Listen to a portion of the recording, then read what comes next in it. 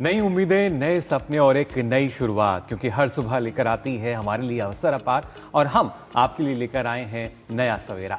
बिल्कुल, यहाँ हम बात करेंगे नए भारत की, साथ ही साथ प्रेस रिपोर्ट्स के जरिए आपको बताएंगे कि आज के अखबारों में कौन कौन सी महत्वपूर्ण खबरें प्रकाशित है। आपको बताएंगे आर्थिक विकास की झलक भी और खेल जगत में किस तरह से क्या कुछ हो रहा है हिट, कैसे रह सकती है आपकी सेहत फिट, करेंगे उस पर भी बात। बिल्कुल संध्या, और इसके साथ ही टेकटॉक और पर नजर डालेंगे, वर्ल्ड वॉच की भी यहाँ बात होगी, यानी वो हर खबर जो आपके दिन को खास बनाएगी। तमाम खबरें आपको नया सवेरा में हम दिखाएंगे। नमस्कार, आप सभी का स्वागत। आपके साथ मैं हूं मुकुल शर्मा और मेरे साथ मौजूद है मेरी सहयोगी संध्या शर्मा। बिल्कुल, तो आइए नया सवेरा की शुरुआत कर लेते हैं और नजर डाल लेते हैं सुर्खियों पर।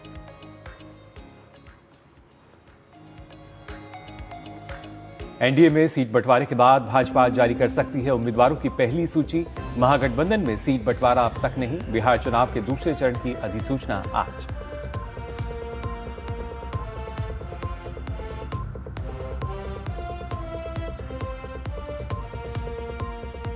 आईआरसीटीसी और लैंड फॉर जॉब घोटाले मामले में लालू प्रसाद, राबड़ी देवी और तेजस्वी यादव की दिल्ली के राउज एवेन्यू कोर्ट में पेशी आज। कोर्ट आरोप तय करने पर लेगी फैसला।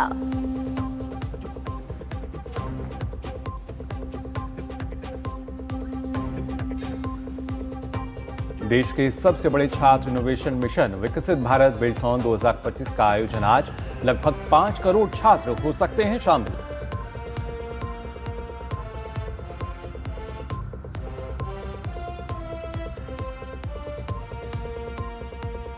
मिस्र के शर्म अल शेख में गाजा शांति सम्मेलन आज से। ट्रंप और अल सीसी करेंगे सह अध्यक्षता। 20 देशों के नेता होंगे शामिल। विदेश राज्य मंत्री कीर्तिवर्धन सिंह भारत का कर रहे हैं प्रतिनिधित्व।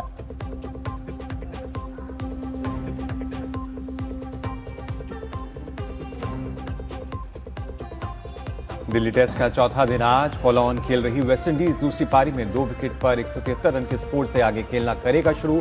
मेहमान टीम भारत से अब भी 97 रन पीछे।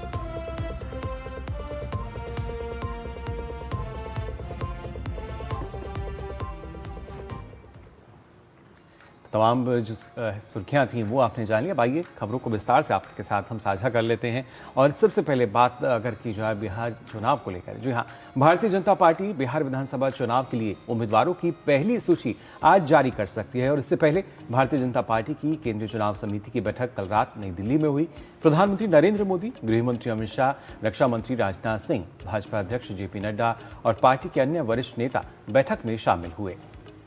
बिहार विधानसभा चुनाव के लिए सीट बंटवारा फॉर्मूला की घोषणा के बाद बुलाई गई इस बैठक का उद्देश्य पार्टी की चुनावी रणनीति और उम्मीदवारों की सूची को अंतिम रूप देना था। सत्तारूढ़ राष्ट्रीय जनतांत्रिक गठबंधन एनडीए ने कल सीट बंटवारे की घोषणा की थी। समझौते के अनुसार भारतीय जनता पार्टी और जनता दल यूनाइटेड 101 सीटों पर चुनाव लड़ेंगे। वहीं लोक जनशक्ति पार्टी रामविलास गुट को 29 सीटें और हिंदुस्तानी अवाम मोर्चा को राष्ट्रीय लोक मोर्चे को 6 सीटें दी गई हैं। बहुत ही अच्छा गठबंधन का टिकट का वितरण हुआ है और सीट शेयरिंग हुई है। लगभग जिस रेशियो में लोकसभा में टिकट का वितरण हुआ था, 40 सीटों का जिस प्रकार से वितरण हुआ था, उसी रेशियो में विधानसभा में भी सभी को सीटें मिली हैं। बहुत ही अच्छे माहौल में आपस में सीटों का वितरण हुआ है और मुझे पूरा विश्वास है कि इस बार 200 से ज़्यादा पार कर हम एक रिकॉर्ड बनाएंगे।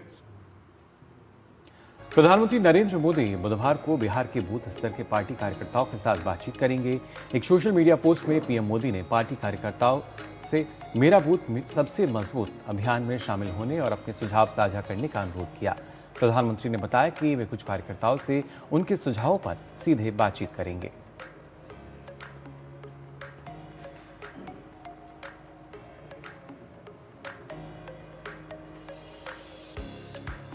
और इस खबर पर ज्यादा जानकारी के साथ हमारे सहयोगी संवाददाता शैलेंद्र मिश्र हमारे साथ जुड़ गए हैं। ताजा अपडेट उनसे ले लेते हैं।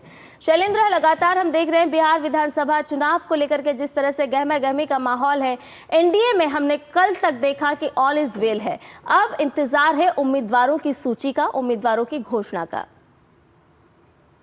ये देखिए, आज दोपहर तक ये संकेत मिले हैं कि बीजेपी अपने उम्मीदवारों की जो पहली सूची है वो जारी कर देगी। जो मेरी जानकारी है उसके मुताबिक सभी जो बीजेपी कोटे की सीटें हैं, 101 सीट, उस पर उम्मीदवारों के नामों पर चर्चा पूरी कर ली गई है कल। और कोई अब फिर से कोई केंद्रीय चुनाव समिति की बैठक नहीं बुलाई जाएगी। जो पहली सूची आनी है उसमें ज्यादातर नाम होंगे, यानी आधे से ज्यादा नाम की बात कही जा रही थी और अब कहा जा रहा है कि अधिकतर नाम पहली सूची में जारी कर दिए जाएंगे। कुछ नामों को जरूर हम देखेंगे कि वो दूसरे चरण के जो सीटें हैं उसमें हो सकता है कि वो बाद में उनके उम्मीदवारों के नामों का ऐलान किया जाए। देखिए, तीन बातें बहुत महत्वपूर्ण है। आप अगर पिछले विधानसभा चुनाव में देखें कि कौन कितने सीटों पर लड़ा था, तो तब चिराग पासवान की पार्टी एनडीए में नहीं थी और वीआईपी साथ थी, 4 दल लड़े थे एनडीए की तरफ से। इस बार 5 दल हो गए, उपेंद्र कुशवाहा भी हैं, चिराग पासवान भी हैं, वीआईपी जरूर अलग है। तो ऐसे में जो जेडीयू और बीजेपी कोटे की जो सीटें हैं, उनको अपनी सीटों में थोड़ा सी संख्या कम करनी पड़ी है। 115 और 110 का जो आंकड़ा था वो अब 101 सीट पर आ गया है जेडीयू और बीजेपी का। तो एक तरह से दोनों दलों ने, जेडीयू ने और बीजेपी ने, अब अहमियत दी है अपने सहयोगियों को। चिराग पासवान की पार्टी लोक जनशक्ति पार्टी, क्योंकि 5 लोकसभा उनको मिली थी और 5 वो जीते थे, तो एक फार्मूला बनाया गया था कि 1 लोकसभा 6 विधानसभा। उस लिहाज से देखें तो चिराग पासवान की पार्टी को 29 सीटें मिली है और जो एक तरह से वो मांग रहे थे 35 सीटों के आसपास, तो उनके लिए बहुत बड़े संकेत और बड़ी लोजपा के कार्यकर्ताओं में हमने देखा कि बहुत खुशी की लहर हुई जब सीट बंटवारे का ऐलान किया गया। और ये पहले से ही तय था कि बीजेपी और जेडीयू को अपने कोटे से कुछ सीटें देनी पड़ सकती है चिराग पासवान को, और वही होता हुआ दिखाई दिया। और जहां तक उपेंद्र कुशवाहा और जीतन राम मांझी की बात है, वो कह जरूर रहे हैं कि थोड़ी ज्यादा सीटों की उम्मीद थी। हालांकि सर्वसम्मत से फैसला हुआ है, सभी प्रसन्न है, लेकिन ये बात बिल्कुल स्पष्ट है कि पहले से ही ये संकेत मिले थे कि 6-6 सीटों के आसपास इनको सीटें दी जा सकती हैं। और वही हुआ कि 6 सीट उपेंद्र कुशवाहा को और 6 सीट जीतन राम मांझी की हम पार्टी को दी गई। जी बिल्कुल शैलेंद्र, और क्योंकि जो सीट शेयरिंग की स्थिति थी वो तो अब साफ हो चुकी है, लेकिन अब कहीं ना कहीं सबको इंतजार है कि जो लिस्ट है जो उसमें किन लोगों के नाम शामिल होंगे। और जैसा आपने कहा कि ज़्यादातर नाम जो है शायद पहली लिस्ट में सामने आ सकते हैं, लेकिन उसको लेकर भी किसी तरह का अनुमान कि कौन सी ऐसी सीटें जिनके हम कह सकते हैं उम्मीदवारों की जो सूची है उनके नाम जो हैं वो पहली लिस्ट में हमें नजर आएंगे। देखिए, पहले चरण में जिन 121 विधानसभा सीटों पर चुनाव होने हैं, हम देखेंगे कि आज शाम तक या कल तक एनडीए के जो सहयोगी हैं, बीजेपी, जेडीयू और बाकी एलजेपी और उपेंद्र कुशवाहा, इन सब दलों की तरफ से उनके कोटे के उम्मीदवारों के नाम का ऐलान होगा। लेकिन उससे पहले एक औपचारिक तौर पर आज एक सूची आएगी जिसमें यह भी बताया जाएगा कि किस विधानसभा सीटों पर कौन दल चुनाव लड़ रहा है। क्योंकि बीजेपी और जेडीयू ने अपने कोटे से काफी सीटें दी है चिराग पासवान की पार्टी को, तो ऐसे में उन सीटों को लेकर एक स्थिति साफ होगी।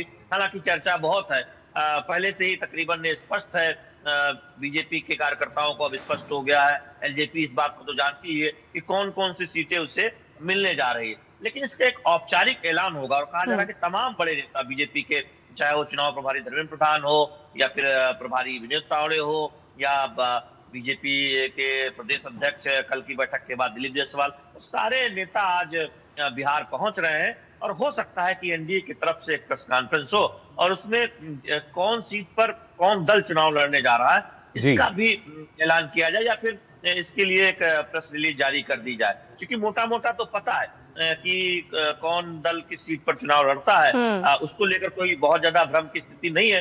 लेकिन क्योंकि बीजेपी और जेडीयू ने अपने कोटे से कुछ सीट एक तरह से छोड़ी है अपने, चलिए उम्मीद यही है कि जल्दी स्थिति जो है साफ होती नजर आएगी। वो तमाम नाम जो कि चुनावी रण में उतरेंगे उनकी स्थिति और बेहतर हम देख सकेंगे। फिलहाल बहुत बहुत शुक्रिया आपका शैलेंद्र, हमारे साथ जुड़ने के लिए।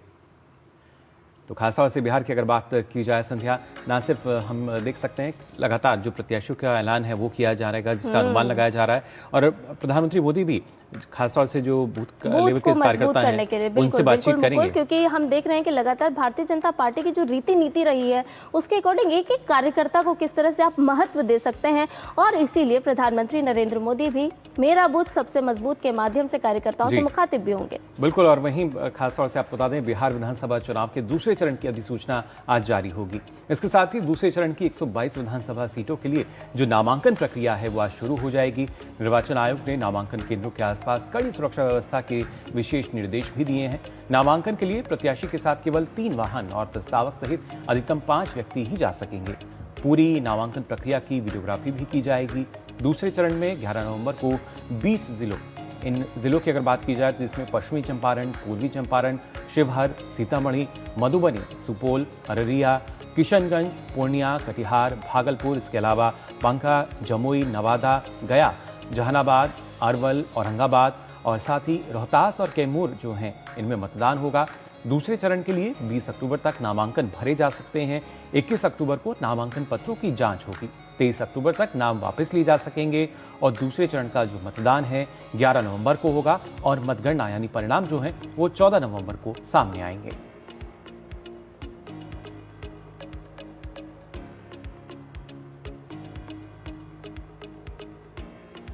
वहीं बिहार विधानसभा चुनाव को लेकर महागठबंधन आज सीट बंटवारे का औपचारिक ऐलान कर सकता है।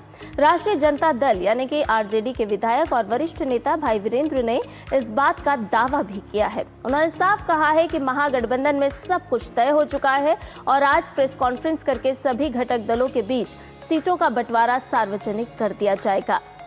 महागठबंधन में सीट शेयरिंग के आखिरी फॉर्मूले पर मुहर लगने के लिए आरजेडी के बड़े नेता तेजस्वी यादव, लालू प्रसाद यादव और राबड़ी देवी दिल्ली में हैं। तेजस्वी यादव की दिल्ली में कांग्रेस नेता राहुल गांधी से मुलाकात होने की भी खबरें हैं। वहीं अब तक महागठबंधन में सीट बंटवारे पर कई दौर की बातचीत भी हो चुकी है। सूत्रों के अनुसार राजद, कांग्रेस और वीआईपी और लेफ्ट पार्टियों में सीटों की संख्या को लेकर अभी तक कोई हल यानी निष्कर्ष जो है वो नहीं निकल पाया है। मुकेश सहनी को राजद 15 के आसपास सीटें देने को राजी है, लेकिन वे डिप्टी सीएम पद की घोषणा पर अड़े हुए हैं। पशुपति पारस की रालोसपा की महागठबंधन से अलग रहकर भी चुनावी मैदान में उतरती हुई नजर आ रही है। दूसरी तरफ अगर देखा जाए तो सीट शेयरिंग के ऐलान से पहले ही महागठबंधन में शामिल पार्टियों ने अपने प्रत्याशियों को नामांकन का इशारा भी कर दिया है। खबर है कि राजद ने 50 प्रत्याशियों को सिंबल देकर तैयार रहने को कहा है। वहीं वाम दल सीपीएम ने 2 सिटिंग विधायकों को नामांकन की हरी झंडी दे दी है। सीपीआई माले के भी कुछ विधायकों ने नामांकन का ऐलान कर दिया है। तो महागठबंधन जो है उसमें देखना होगा क्या स्थिति बनती है। महागठबंधन थोड़ा सा अस्वस्थ हुआ है तो दिल्ली जा रहे हैं और आपको पता है कि सब डॉक्टर दिल्ली में है, तो वहाँ पे बेहतर उपचार हो जाएगा और स्वस्थ होकर हम लोग पटना लौटेंगे। तो सीट बंटवारे को लेकर संध्या महागठबंधन की स्थिति की अगर बात की जाए, एनडीए में हमने देखा ऑल इज वेल और वो अब नजर भी आ गया है क्योंकि सीट बंटवारा जो है वो पूरी तरीके से हो चुका है। लेकिन महागठबंधन में क्या अभी बाकी है और क्या स्थिति नजर आएगी, इसके लिए रुक कर लेते हैं। हमारे संवाददाता कुमार आलोक हमारे साथ जुड़ चुके हैं पटना से। कुमार आलोक, जानना चाहेंगे आपसे, जिस तरीके से महागठबंधन लगातार दावा तो ये कर रहा है कि सब कुछ ठीक है, लेकिन ठीक अभी तक कुछ नजर नहीं आ रहा है। बिल्कुल सही कह रहे हैं आप कि जिस तरीके से मुकेश सहनी का बयान आया है, मुकेश सहनी कह रहे हैं कि महागठबंधन अस्वस्थ हो गया है और उसको इलाज की ज़रूरत है और हम दिल्ली आए हैं इलाज कराने के लिए और इलाज के बाद सब कुछ ठीक हो जाएगा। तो इन विरोधाभासी बयानों से आप समझ सकते हैं कि महागठबंधन की स्थिति अभी क्या है। जहाँ तक सीट शेयरिंग के बाद आपने कहा कि भाई वीरेंद्र बोल रहे हैं आरजेडी के नेता की आज सब कुछ सही हो जाएगा और हम प्रेस कॉन्फ्रेंस करके सीट शेयरिंग की घोषणा कर देंगे। हमें जहाँ तक हमें सूत्रों से खबर मिली है कि अभी तक महागठबंधन में पेच फंसा हुआ है और आरजेडी से लेकर कांग्रेस से लेकर जितने भी उनके घटक दल हैं उनके अंदर जो संशय की स्थिति है वो अभी भी बरकरार है। और मुझे नहीं लगता कि आज और कल यानी ऐसा कहा जा रहा है कि 15 तारीख को महागठबंधन फैसला ले पाएगा सीट शेयरिंग को लेकर के। अगर 15 तारीख को ये फैसला होगा तो आप समझ सकते हैं कि 2 दिन बचेंगे नामांकन में, यानी नामांकन की अंतिम तिथि 17 तारीख है। तो 2 दिन में कैसे प्रत्याशी अपने आप को एडजस्ट करेंगे और कैसे हर पार्टियां, हर गठबंधन अपने आप को एडजस्ट करेगी, तो ये देखने वाली विषय होगी। लेकिन आज एक तरफ से ये भी कहा जा रहा है कि कुछ भी हो, सीट शेयरिंग को लेकर जैसे एनडीए ने जिस तरीके से एक मनोवैज्ञानिक विजय प्राप्त की है सीट शेयरिंग को लेकर के अपने गठबंधन के दलों के साथ, तो उससे बैकफुट पर आ गई है महागठबंधन। और महागठबंधन आनंद फानम नहीं चाह रही कि जल्द से जल्द हम सीट शेयरिंग की घोषणा कम से कम कर दें। भले ही सीटों को लेकर सीट के किस सीट पर कौन सा दल लड़ेगा इसको लेकर बाद में हम देखेंगे, लेकिन सीट शेयरिंग को लेकर के आज किसी न किसी रूप से हम एक मैसेज दें पब्लिक को कि हमने सीट शेयरिंग कर लिया है। तो देखना होगा कि आज का दिन, हालांकि आज का दिन तो लालू प्रसाद यादव, राबड़ी देवी और तेजस्वी यादव राउज एवेन्यू कोर्ट में उनकी पेशी है, और उस पर क्या फैसला लेता है राउज एवेन्यू कोर्ट, क्योंकि 25 सितंबर को कोर्ट ने फैसला सुरक्षित रखा था लैंड फॉर जॉब के मामले में। तो आज क्या फैसला आता है उस पर भी निर्भर करता है कि लालू परिवार की मुश्किलें बढ़ सकती है कि अगर फैसला लालू प्रसाद यादव और उनके पुत्र और उनकी पत्नी के विपक्ष में जाता है तो एक तरह से एक और राजनीतिक कह सकते हैं कि राजनीतिक भूचाल आ सकता है। तो अब देखना होगा कि राउज एवेन्यू कोर्ट का फैसला क्या होता है। जी कुमार आलोक, जहां एक तरफ महागठबंधन जो है वो सीट शेयरिंग का फॉर्मूला तय नहीं कर पा रही है, और ऐसे में राजद के जो वरिष्ठ नेता हैं भाई वीरेंद्र, उन्होंने प्रेस वार्ता का दावा किया था, तो इस दावे को अब किस तरह से समझा जाए और देखा जाए? देखिए, हमने आपको पहले ही कहा कि मनोवैज्ञानिक दबाव में है इस समय महागठबंधन, कि जिस तरीके से, हालांकि एनडीए के बारे में कहा जा रहा था कि एनडीए के दलों के बीच मतभेद है, रामविलास पासवान की पार्टी जो है लोजपा, चिराग पासवान नाराज है, उपेंद्र कुशवाहा नाराज हैं, जीतन राम मांझी नाराज हैं, तो एक तरह से उधेड़-बुन की स्थिति पैदा करने की कोशिश की थी महागठबंधन के लोगों ने। लेकिन जिस तरीके से कल सम्मानजनक जो सीट समझौता हुआ, सीट शेयरिंग हुआ, उसके बाद से पूरा महागठबंधन दबाव में है और वो चाह रहा है कि इसका जल्द से जल्द समाधान हो। और भाई वीरेंद्र जो है बहुत बड़े नेता नहीं है, आरजेडी के प्रवक्ता हैं, लेकिन अगर दूसरे दल की बात करें, दूसरे दल के जो महागठबंधन के सहयोगी दल है कांग्रेस का कोई स्टेटमेंट नहीं है कि हम आज घोषणा कर देंगे, या सीपीआई एमएल उनके जो दीपांकर भट्टाचार्य है उनका कोई स्टेटमेंट नहीं आया है। तो एक ऊहापोह की स्थिति है और उस ऊहापोह की स्थिति से उबरने के लिए इस तरह के स्टेटमेंट जारी किए जा रहे हैं। लेकिन ऐसी आशा की जा रही है कि कल जो एनडीए का जो सीट शेयरिंग की घोषणा हुई है उससे महागठबंधन पूरे दबाव में है, और हो सकता है कि भाई वीरेंद्र ने जो कहा है उसको लेकर के आज शाम तक कुछ न कुछ महागठबंधन अपनी ओर से पहल करेगा सीट शेयरिंग को लेकर के। जी कुमार आलोक, लेकिन क्या राहुल गांधी से तेजस्वी यादव की जो मुलाकात है वो आज होगी या नहीं? और उसके बाद जैसा आपने कहा कि अभी तो एक संघर्ष यही है कि सीट शेयरिंग जो है वो कम से कम हो सके, उसके बाद एक नई जंग महागठबंधन में देखने को मिलेगी जब प्रत्याशियों के नाम जो है कहीं ना कहीं फाइनल करने होंगे। देखिए, सीट शेयरिंग को लेकर के लालू प्रसाद यादव और तेजस्वी वहां पर नहीं पहुंचे हैं। मैंने आपको पहले ही कहा कि राउज एवेन्यू कोर्ट में आज फैसला सुना सकती है CBI court land for job के मामले में। तो मुख्यतः लालू प्रसाद यादव और उनका परिवार जो है पहुंचा है कोर्ट के मामले को लेकर, क्योंकि कोर्ट ने साफ कहा था कि आज जब सुनवाई होगी तो उसमें सशरीर, यानी आपको सशरीर पहुंचना होगा कोर्ट में। तो वो लेकिन इसका कुछ असर पड़ेगा? जो पेशी के लिए वो आए हैं, इसका कुछ असर पड़ेगा महागठबंधन पर, जिस तरीके से मुलाकात की बात भी कही जा रही है? तो फैसला अगर फैसला लालू यादव के खिलाफ जाएगा, अगर तेजस्वी के खिलाफ जाएगा, राबड़ी देवी के खिलाफ जाएगा फैसला, तो निश्चित रूप से बहुत बड़ा असर पड़ेगा न सिर्फ लालू यादव के परिवार पर बल्कि महागठबंधन की राजनीति पर। यानी कि सियासत अभी और भी गर्मा सकती है। देखना होगा कि किस तरह से बिहार विधानसभा चुनाव आगे मौसम भले ही ठंडा है लेकिन बिहार में गर्मी जरूर नजर आ रही है राजनीतिक तौर पर। बहुत बहुत शुक्रिया कुमार आलोक तमाम जानकारी और अपडेट हमसे साझा करने के लिए। और इसी के साथ ही नया सवेरा में फिलहाल हम यहाँ रुक रहे हैं एक छोटे से ब्रेक के लिए। जल्द हाजिर होते हैं, आप बने रहिए डीडी न्यूज पर।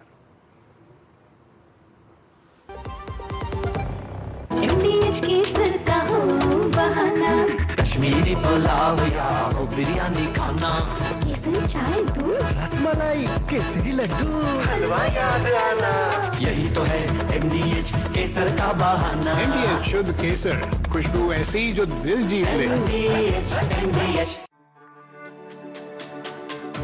मेरी पसंद, मेरी पसंद, मेरी पसंद, मेरी पसंद, हमारी पसंद, हम सबकी पसंद। मजबूत देश का मजबूत सरिया हो गया स्टील। MDH की देगी मिर्च, देगी मिर्च का तड़का, अंग अंग फड़का। MDH की देगी मिर्च।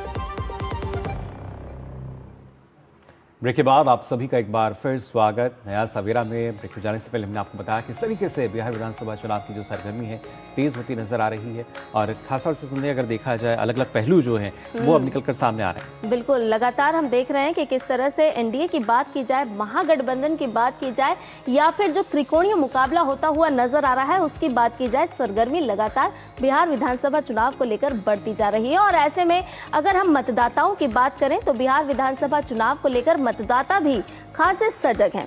वो चाय की चुस्की के साथ विधायकों का मूल्यांकन कर रहे हैं, स्थानीय मुद्दों पर भी ध्यान दिया जा रहा है और पारदर्शिता की मांग भी करते हुए नजर आ रहे हैं। तो चाय की दुकानों पर चुनावी चर्चाएं जोरों पर है, जहां विधायक और सरकार को लेकर मशवरे हो रहे हैं।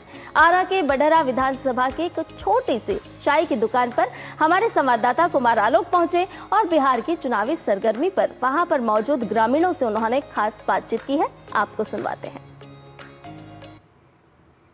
बिहार में चुनावी सरगर्मी बहुत तेज है और बिहार में अगर आप राजनीति का नब्ज टटोलना चाहते हैं तो वहाँ की चाय की दुकानों में जाकर देखिए और उनके वहाँ जो बैठे हुए लोग होते हैं किस तरीके से परिचर्चा करते हैं चुनाव को लेकर के।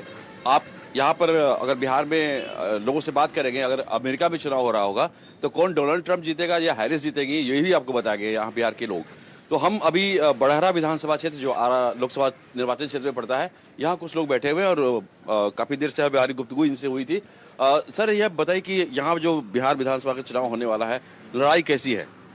लड़ाई बहुत जोरम जोड़ की है, महागठबंधन और एनडीए की।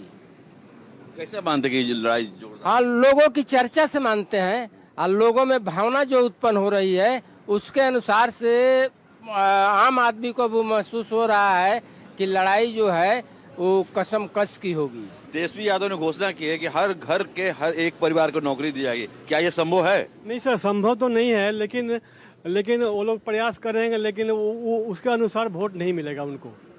उसके लिए यहाँ टक्कर बहुत है। जीविका दीदी को जो 10,000 रुपये दिए गए हैं तो उससे क्या लगता है कि महिलाओं का वोट एकमुश्त एनडीए को जाएगा? नहीं, ऐसा तो नहीं है, पैसा उनके हिसाब से तो नहीं जाएगा।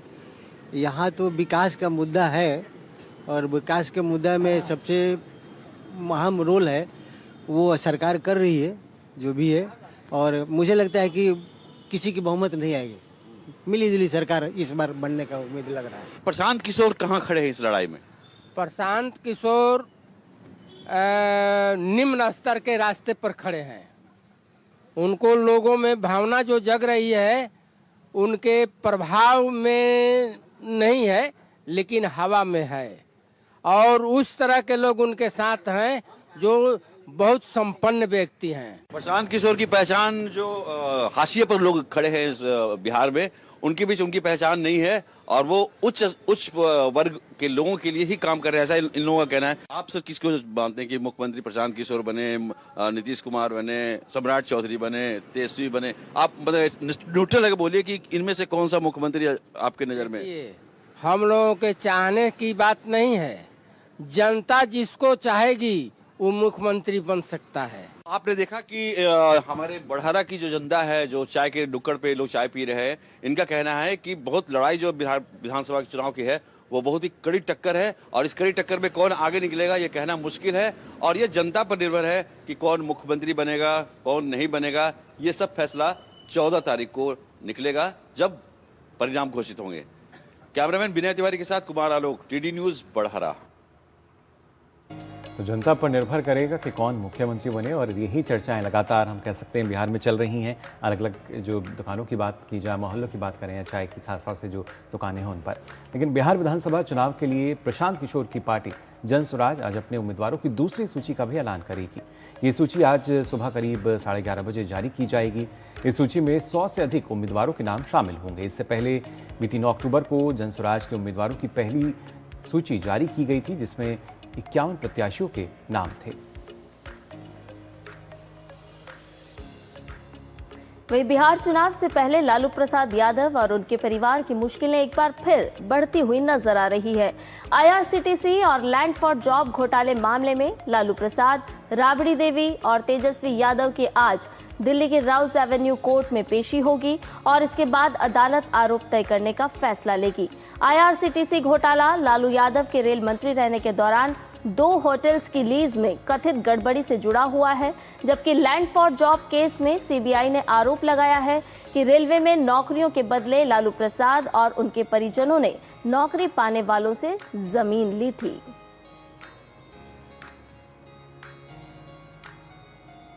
और आइए अब नया सवेरा में आगे बढ़ते हैं, बात करते हैं एक महत्वपूर्ण पहल की।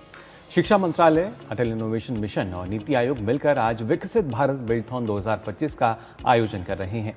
दुनिया की सबसे बड़ी नवाचार पहल में देश के 3 लाख से अधिक स्कूलों के 5 करोड़ से अधिक छात्र शामिल होंगे। इस दौरान छात्र 4 विषयों आत्मनिर्भर भारत, वोकल फॉर लोकल, स्वदेशी और समृद्ध भारत पर प्रोटोटाइप तैयार करेंगे। भारत 2047 तक विकसित राष्ट्र बनने की ओर तेजी से अग्रसर है।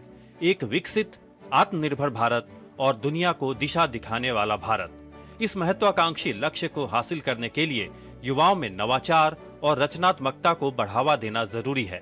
राष्ट्रीय शिक्षा नीति की भावना के अनुरूप स्कूली छात्रों में नवाचार, आलोचनात्मक सोच और प्रायोगिक शिक्षा को बढ़ावा देने के मकसद से शिक्षा मंत्रालय और अटल इनोवेशन मिशन, नीति आयोग ने मिलकर विकसित भारत बिल्डथॉन की शुरुआत की है। हमें क्रिटिकली सोचना है और अनुभव के आधार पर पढ़ाई करनी है। और यदि हम ऐसा करते हैं तो इसका मतलब क्या हुआ? इसका मतलब हुआ कि हम किसी भी समस्या को जो हमारे समक्ष है उसके संदर्भ में हम नए तरीके से सोचें। एक अंग्रेजी में कहा होता है to think out of the box. तो इनोवेटिव तरीके, नवाचार कैसे हम अपनी सोच में लाएं, ये हमारे लिए बहुत ही महत्वपूर्ण है। और नवाचार के सोच को विकसित करने के लिए ही ये जो विकसित भारत बिल्डथॉन 2025 है, इसकी परिकल्पना की गई है। इस राष्ट्रव्यापी नवाचार आंदोलन में देश भर के 3 लाख से अधिक स्कूलों के कक्षा 6 से 12 में पढ़ने वाले छात्र शामिल होंगे।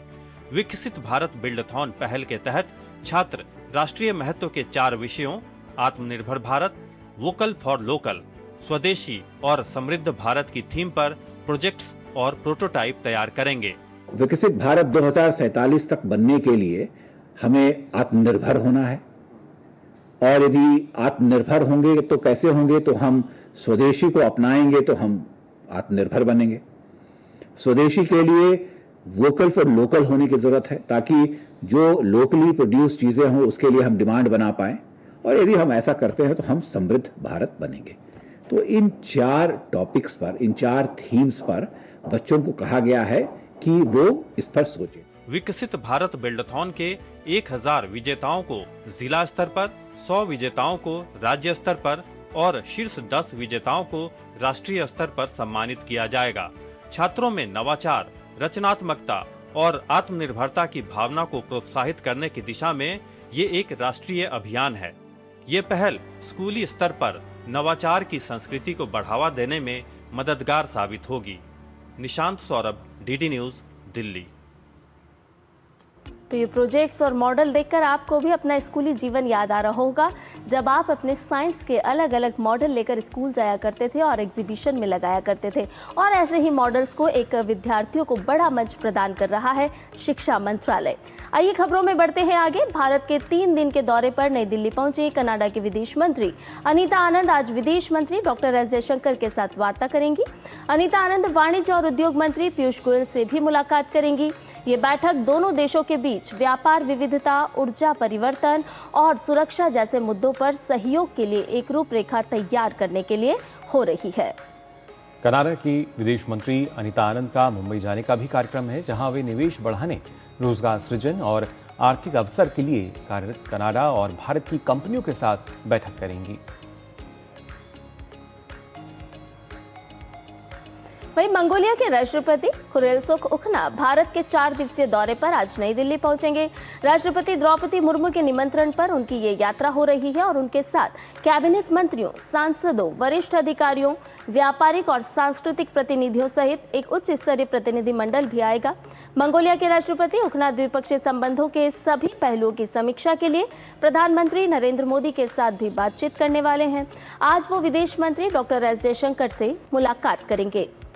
आपको बता दें, इस यात्रा से दोनों देशों के द्विपक्षीय संबंध और भी प्रगाढ़ होंगे और क्षेत्रीय और वैश्विक मुद्दों पर विचारों का आदान प्रदान भी किया जाएगा।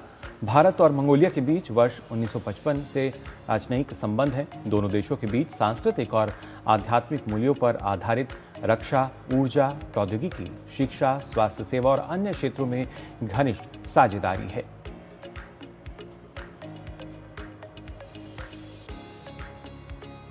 और बात कर लेते हैं संध्या एक और महत्वपूर्ण खबर की, जिसके कारण हम कह सकते हैं दुनिया भर की निगाहें इस ओर थीं। खासतौर से गाजा में युद्ध समाप्त करने के शांति समझौते को अंतिम रूप देने के लिए अंतर्राष्ट्रीय सम्मेलन आज मिस्र के शर्म अल शेख में शुरू हो रहा है।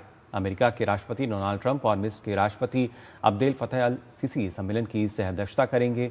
बैठक में 20 से अधिक देशों के नेताओं के भाग लेने की भी संभावना है। संयुक्त राष्ट्र महासचिव एंटोनियो गुटेरेस भी इस सम्मेलन में शामिल होंगे। मुख्य रूप से गाजा पट्टी में युद्ध समाप्त करने, क्षेत्रीय शांति प्रयासों को बढ़ावा देने और पश्चिमी एशिया में सुरक्षा और स्थिरता बहाल करने पर बातचीत होगी। केंद्रीय पर्यावरण, वन और जलवायु परिवर्तन राज्य मंत्री कीर्तिवर्धन सिंह शांति सम्मेलन में भारत का प्रतिनिधित्व करेंगे। एक सोशल मीडिया पोस्ट में उन्होंने शांति सम्मेलन में प्रधानमंत्री नरेंद्र मोदी के विशेष प्रतिनिधि के रूप में काहिरा पहुंचने की जानकारी दी है। गुरुवार को प्रधानमंत्री नरेंद्र मोदी ने इजरायल और हमास के बीच शांति योजना के पहले चरण पर हुए समझौते का स्वागत किया था।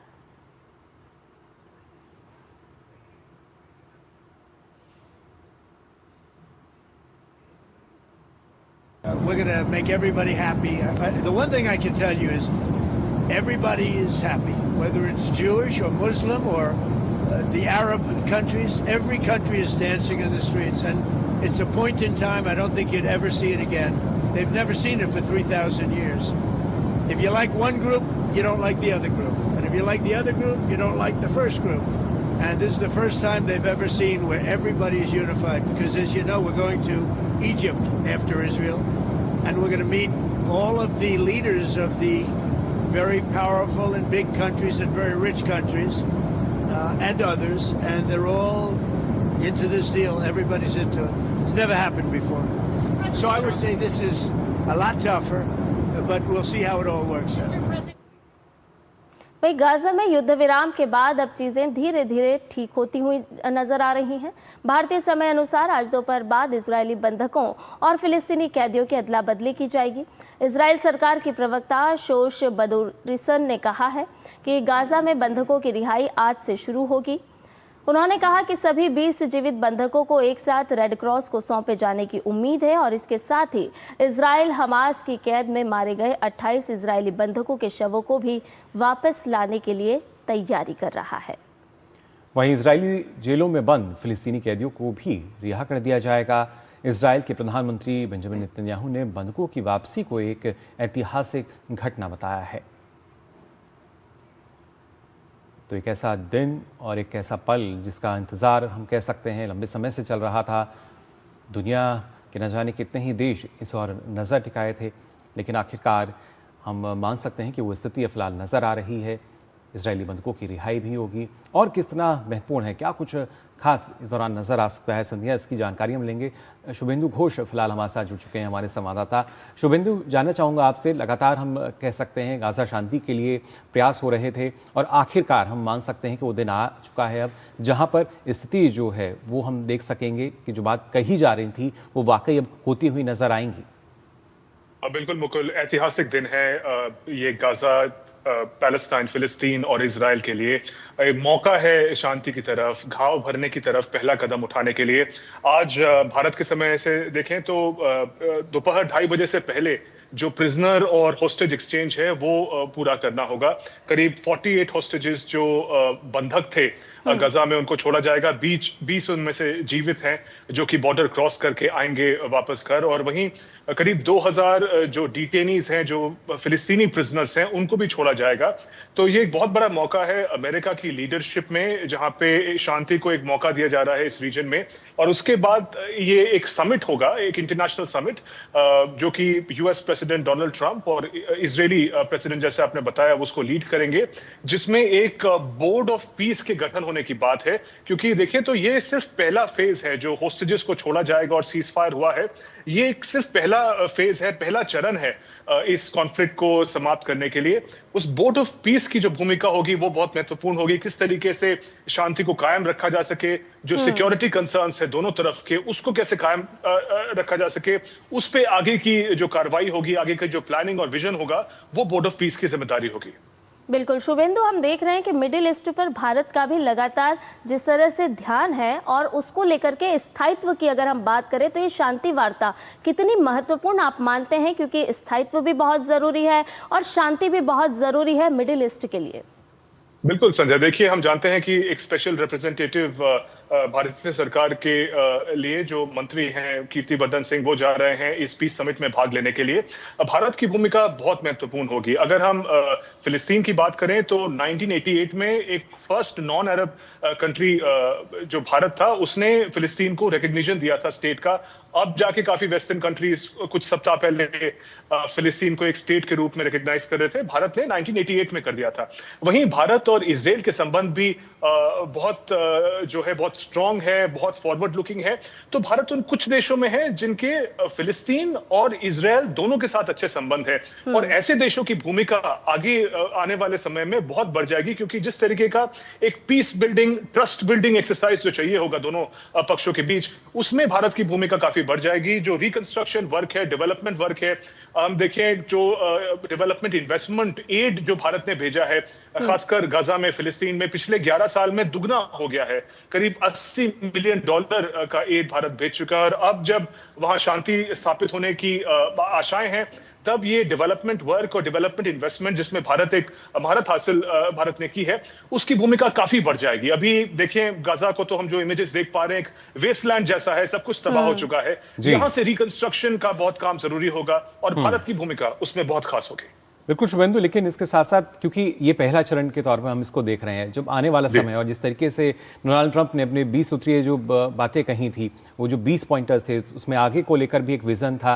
क्या माना जाए, किस तरीके से उसको पूरा करने के लिए, उसका एग्जीक्यूशन जो है उसके लिए किस तरीके से आज भी कुछ अहम पहल हमें देखने को मिलेगी? देखिए मुकुल, ये बहुत महत्वपूर्ण सवाल है। आज का पूरा फोकस जो है वो होस्टेज और प्रिजनर एक्सचेंज पे है, सीज फायर पे है, जिसका लंबे समय से इंतजार था। लेकिन हम अगर उन 20 पॉइंट्स को देखें, 20 पॉइंट्स को देखें, तो काफी चीजें टाइम बाउंड नहीं है। जिस तरीके से आज का दिन तय हुआ कि प्रिजनर एक्सचेंज होंगे, उस तरीके से किस समय तक हमास का जो डिसआर्मामेंट है, उनको अपने जो वेपन्स है उनको छोड़ने होंगे, जो हमास इसके लिए पूरी तरीके से तैयार नहीं है। वहीं इजराइल पे भी ये दबाव है कि उसको पूरी तरीके से विड्रॉ करना होगा गाजा से। उसके अगर कुछ एनेक्स या ऑक्यूपाई करने की जो विजन है, उसको पीछे छोड़ना होगा, जिसके लिए इजराइल ने भी बड़ी सफाई से हाँ नहीं बोला है। तो काफी ऐसे पॉइंटर्स हैं उन 20 पॉइंटर्स में, जो आज के सीज फायर से लेकर एक फिलिस्तीन स्टेट की गठन का विजन रखते हैं। लेकिन ये कितने समय में होगा, इसमें स्टेक होल्डर्स की एग्रीमेंट है कि नहीं, ये जो आज एक इंटरनेशनल बोर्ड ऑफ पीस बनेगा, उसकी कॉन्स्टिट्यूशनैलिटी क्या होगी, उसका जो प्रभाव होगा, उसकी बात किस हद तक मानेंगे जो हमास हैं और इजराइल हैं, उस पे सबकी नजरें होंगी। लेकिन आज का दिन फिर भी बहुत खास है, एक पहला मौका है। काफी समय में 2 साल हो गए इस 7 अक्टूबर को इस कॉन्फ्लिक्ट के। तो आज का तो फोकस होस्टेज रिलीज पे होगा और सीज फायर पे होगा, लेकिन आगे की कार्रवाई कैसे होती है, ये जो इंटरनेशनल समिट होगा शर्म एल शेख में, उस पे निर्धारित होगा। जी बिल्कुल, तो जाहिर तौर पर देखना होगा किस तरीके से तमाम जो मुख्य बिंदु हैं वो इस बैठक के बाद निकलते हुए आएंगे, समिट के बाद निकलते हुए नजर आएंगे। फिलहाल शुभेंदु, बहुत बहुत शुक्रिया आपका हमारे साथ जुड़ने के लिए। और आइए अब आगे बढ़ते हैं। आपको बता दें, उत्तर प्रदेश के उप मुख्यमंत्री केशव प्रसाद मौर्य ने रूस के अल्बिया गणराज्य की राजधानी एलिस्ता में निर्माणाधीन बुद्ध पार्क में तारा देवी की प्रतिमा पर पुष्प अर्पित कर नमन किया। इसके साथ ही उन्होंने मंदिर और पार्क निर्माण की प्रगति और उससे जुड़े विषयों की विस्तृत जानकारी वहां प्राप्त की। केशव प्रसाद मौर्य ने अल्बिया गणराज्य के प्रमुख को आश्वासन दिया कि भारत इस पार्क के निर्माण में पूरा सहयोग प्रदान करेगा। भारत इस पार्क के लिए एक विशेष बुद्ध प्रतिमा और निर्माण सामग्री प्रदान करेगा।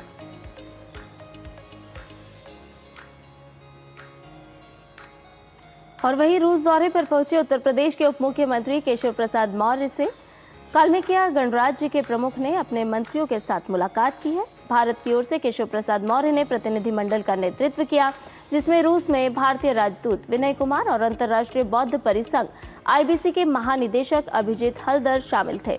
दोनों पक्ष द्विपक्षीय संबंधों को मजबूत करने, लोगों के बीच संपर्क बढ़ाने और सहयोग के नए क्षेत्र खोलने पर सहमत हुए हैं।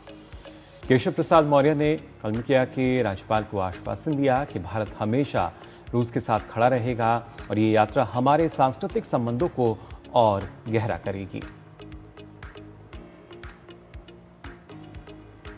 वहीं भगवान बुद्ध के पवित्र अवशेष भारत से रूस के कालमिकिया गणराज्य पहुंचे हैं और इस मौके पर उत्तर प्रदेश के उप मुख्यमंत्री केशव प्रसाद मौर्य के नेतृत्व में भारतीय प्रतिनिधिमंडल कालमिकिया की राजधानी एलिसा की यात्रा पर है।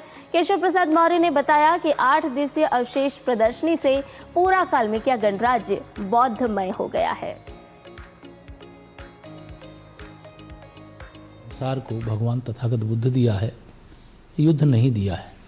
बुद्ध की शरण जाने में ही शांति है, प्रगति है, आध्यात्मिक उन्नति भी है। और आज मैं यह देख रहा हूँ कि जब मैं कलमिकिया में, तो कई शताब्दियों पूर्व यहाँ भगवान तथागत बुद्ध का संदेश आ चुका और आज यहाँ पूरी तरह से मैं कहूँ कि कलमिकिया गणराज्य पूरा बुद्धमय हो गया है। और रूस के कलमिकिया में डीडी न्यूज से बातचीत के दौरान केशव प्रसाद मौर्य ने उत्तर प्रदेश में बौद्ध तीर्थों पर भी बात की और वहां बढ़ रहे पर्यटन का जिक्र किया। वाराणसी जो माननीय प्रधानमंत्री जी का संसदीय क्षेत्र है, वहाँ भगवान तथागत बुद्ध का जो प्रथम उपदेश स्थल सारनाथ भी है, वहीं विश्वनाथ ममनाथ पुरारी त्रिभुवन महिमा विदित तुम्हारी, यानी वहाँ भगवान विश्वनाथ जी का, भोलेनाथ जी का मंदिर है और बहुत प्राचीन मंदिर है।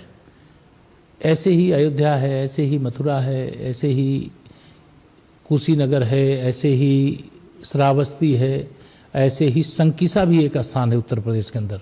जैसी मान्यता है कि भगवान तथागत बुद्ध वहाँ पर स्वर्ग से धरती पर आए थे, ऐसी मान्यता है। वहाँ बड़ी संख्या में दुनिया भर से भगवान तथागत बुद्ध के अनुयायी जाते रहते हैं। तो जैसे ही इनका हम विकास करते हैं, वैसे उससे पर्यटन आता है। पर्यटन आता है तो रोजगार सृजित होता है। और अब बात कर लेते हैं गति शक्ति की, क्योंकि गति शक्ति को लागू हुए 4 साल हो चुके हैं और सागर माला हो या भारत माला, सभी इंफ्रा प्रोजेक्ट पर गति शक्ति का प्रभाव स्पष्ट रूप से दिख रहा है। अब विभागों और मंत्रालयों के बीच बेहतर समन्वय है और एक स्पष्ट व समग्र नीति के साथ कोई भी प्रोजेक्ट हो, वो सभी पूरे हो रहे हैं।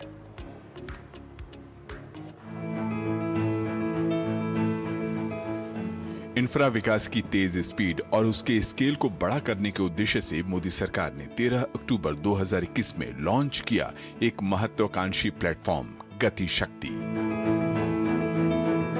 एक ऐसा डिजिटल प्लेटफॉर्म जहां केंद्र सरकार के विभिन्न 16 मंत्रालय और विभाग एक साथ आए, जिसने मल्टी मॉडल कनेक्टिविटी के प्रोजेक्ट के दौरान विभिन्न मंत्रालयों के बीच बेहतर समन्वय स्थापित करने और प्रोजेक्ट के प्रति एक समग्र और संपूर्ण नीति बनाने की दिशा में बड़ी शुरुआत की।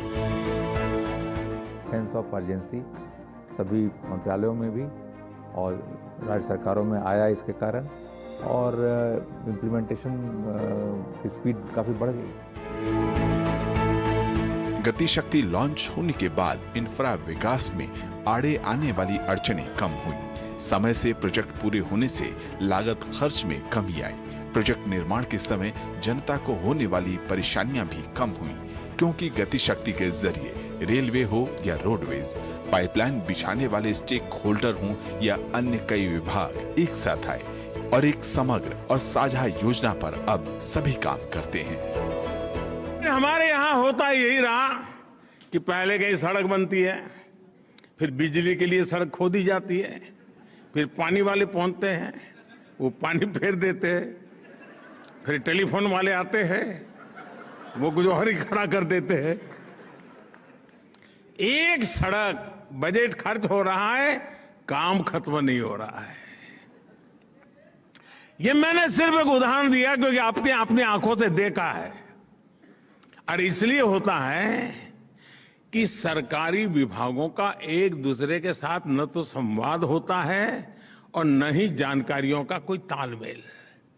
सब अपनी अपनी दुनिया बनाकर उसमें बैठे हुए हैं। हर एक के पास रिपोर्ट कार्ड है कि मैंने इतनी सड़क बना दी, कोई कहे कि मैंने इतने तार डाल दिए, कोई कहे मैंने इतनी पाइप डाल दी, लेकिन परिणाम work in progress. In silos को तोड़ने के लिए अब हमने पीएम गति शक्ति नेशनल मास्टर प्लान बनाया है। चारों तरफ उसकी तारीफ हो रही है। गति शक्ति ने मोदी सरकार के विजन ईज ऑफ लिविंग और ईज ऑफ बिजनेस को विशेष तौर पर संबल दिया है। अब परिवहन माल का हो या लोगों का या सेवाओं का, सभी बिना रुकावट तेजी के साथ पूरे होते हैं। Bureau report, DD news. तो देखा आपने किस तरीके से गति शक्ति के जरिए जो देश का विकास है संध्या, उसको और ज़्यादा गति मिल रही है और विकसित भारत की तरफ हम और तेज़ी से बढ़ रहे हैं। फिलहाल हम यहाँ रुकने एक छोटे से ब्रेक के लिए जल्द हाजिर होते हैं। आप बने रहिए डीडी न्यूज़ पर। MDH का किचन किंग किचन में हो तो हम सब कुछ बना सकते हैं। बैंगन का भरता, आलू गोभी, भिंडी मसाला और भी बहुत कुछ। MDH। जब धरती चीर कर निकलता है लोहे का पत्थर और मिलता है मोंगिया के जोश से, फिर तपता है, पिघलता है और बनता है फौलाद। अब होता है सरिया सारी खूबियों के साथ। मोंगिया स्टील, मजबूत देश का मजबूत सरिया। दादी के हाथों का जादू और खुशबू से महकता घर। MDH गरम मसाला, असली मसालों से भरा हूँ मैं, क्योंकि हर रिश्ता है स्वाद से जुड़ा। और ब्रेक के बाद नया सवेरा में आपका एक बार फिर से स्वागत है। और आइए अब आगे बढ़ते हैं और आपको बताते हैं कि आज के समाचार पत्रों में वो कौन कौन सी प्रमुख और अहम खबरें हैं जो प्रकाशित हुई हैं। तो आपको बता दें कि देश का पहला रामायण आधारित मोम संग्रहालय तैयार हो चुका है। जी हां, आपको बताएं कि उत्तर प्रदेश के मुख्यमंत्री योगी आदित्यनाथ इसका लोकार्पण भी करने वाले हैं, यानी कि जल्द ही अब आप इस वैक्स म्यूजियम का सफर तय कर सकते हैं। आपको बता दें कि रामायण पर पूरी तरह से आधारित होगा और इसे तैयार किया गया है रामघाट क्षेत्र में। और इसके साथ साथ महर्षि वाल्मीकि, हनुमान और सुशेषण वैद्य आदि की मूर्तियां भी आपको यहाँ पर मिलेंगी और इसकी संख्या जो है वो लगभग 50 तक पहुंच जाएगी। जी हाँ, जैसे ही आप इस म्यूजियम में पहुंचेंगे तो आपको पूरी रामायण सामने नजर आएगी।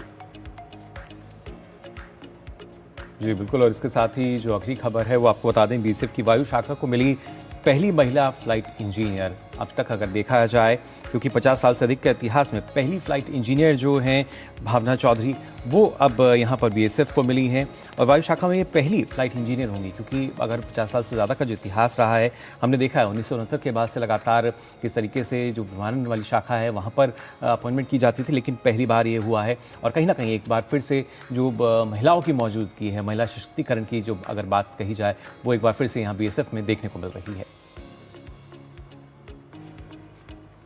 और क्या आप जानते हैं कि एक फटाका 400 सिगरेट के बराबर होता है? जी हाँ, फटाके की जो चमक होती है उसमें कहीं ना कहीं जहर भी छिपा होता है और ये खबर यही बता रही है, साथ ही साथ आपको जागरूक भी कर रही है। जिस तरह से लगातार डीडी न्यूज़ भी आपसे कह रहा है कि आप स्वदेशी और आत्मनिर्भर भारत की ओर रुख करें, तो इसीलिए फटाके भी अगर आप दिवाली पर जला रहे हैं तो ग्रीन फटाकों की ओर रुख करिए, क्योंकि आप अगर बारूद भरे फटाकों का इस्तेमाल करते हैं तो वो 400 सिगरेट के बराबर आपके स्वास्थ्य को हानि पहुंचा सकता है। तो आज के नवभारत टाइम्स अखबार में ये खबर प्रकाशित है। जी बिल्कुल। और ना सिर्फ पटाखों की आपने यहाँ पर बात की है, उनका जिक्र किया, उसके साथ साथ एक और खबर जो कि प्रकाशित हुई है वो है कि हवा की रफ्तार के चलते प्रदूषण जो है दिल्ली NCR में, वहाँ से थोड़ी राहत मिल रही है। अभी का जो समय इसमें हम देखते हैं पटाखों के कारण, पराली के कारण जाहिर तौर पर अगर देखा जाए तो कहीं ना कहीं प्रदूषण फैलता है, लेकिन अभी जो आंकड़े सामने आए हैं, जो वायु गुणवत्ता सूचकांक की अगर हम बात कर रहे हैं तो उसमें थोड़ी कमी नज़र आ रही है। और ये हम कह सकते हैं जिस तरीके से हवाओं की जो रफ्तार है भले ही धीमी है, लेकिन उस वजह से जो पोल्यूशन है, जो प्रदूषण है वो कम है, जो कि हर किसी के लिए हम कह सकते हैं थोड़ी सी अब राहत भरी सांस जो है वो इस मौसम में, इस समय में भी ली जा सकेगी। तो समाचार पत्रों की दुनिया में फिलहाल के लिए इतना ही। और अब हम आपके लिए लेकर आए हैं आपका पसंदीदा सेगमेंट, जी हाँ, साइंस स्पार्क, जहां हम विज्ञान और टेक्नोलॉजी की दुनिया से लाते हैं 5 ऐसी चुनिंदा खबरें जो ना सिर्फ दिलचस्प होती हैं बल्कि भविष्य की दिशा तय करने की ताकत भी रखती है। तो आइए सीधा रुख करते हैं हमारे सहयोगी गौरव श्रीवास्तव का, जो हमें लेकर चलेंगे उन रिसर्च लैब्स और इनोवेशन सेंटर्स की दुनिया में जहां आज की खोजें कल की दुनिया को नया आकार दे रही है।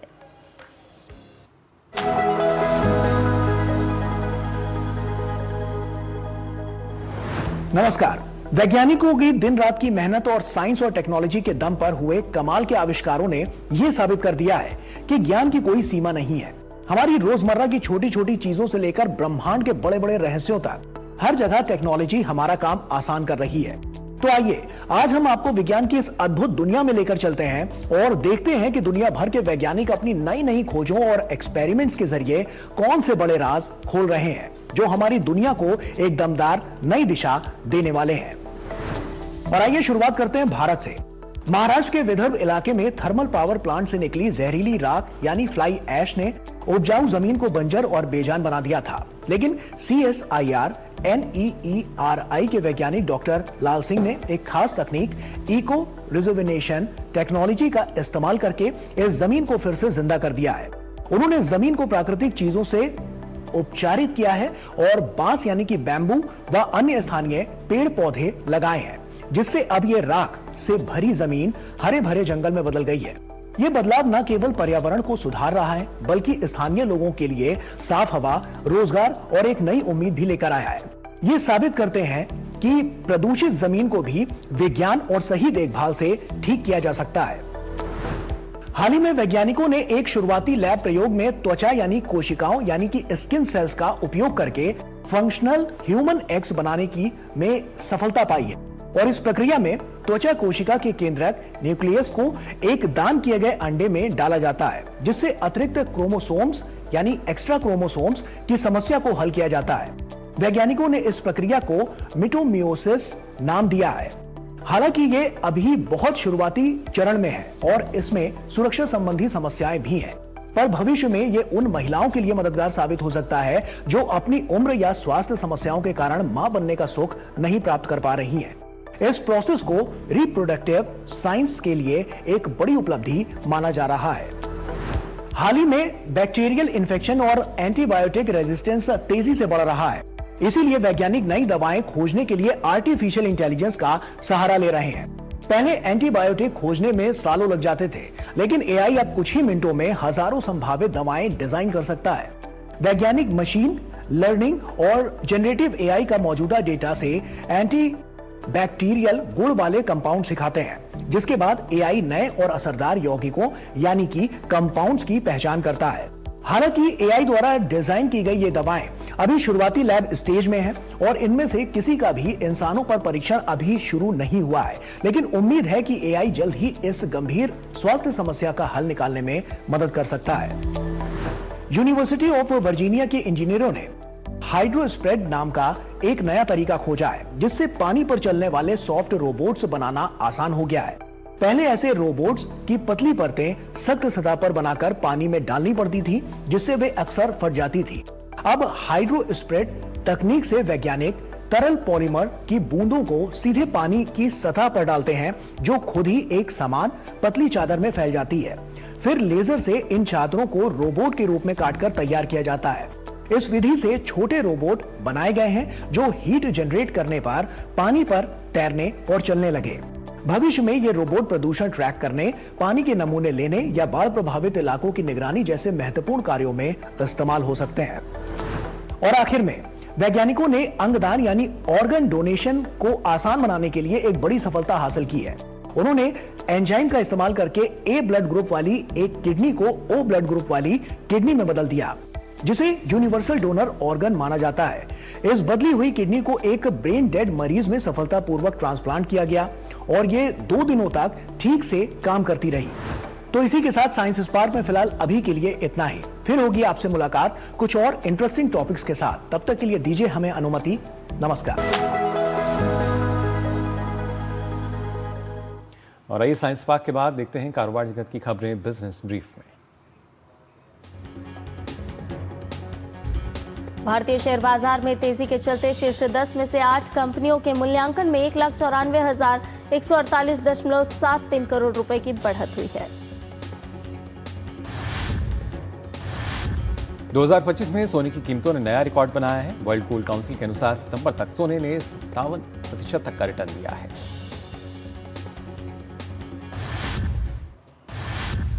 और अब खेल जगत की खबरें देख लेते हैं हमारे खास सेगमेंट स्पोर्ट्स ट्रैक में।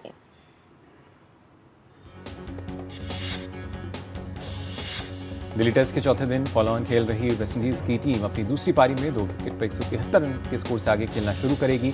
मेहमान टीम भारत से अभी भी 97 रन पीछे है। सुल्तान जोहर कप जूनियर हॉकी टूर्नामेंट में कल खेले गए मैच में भारत ने न्यूजीलैंड को 4-2 से हरा दिया। मंगलवार को होने वाले मैच में भारत का सामना पाकिस्तान से होगा। और आइए नया सवेरा में बात कर लेते हैं मौसम की।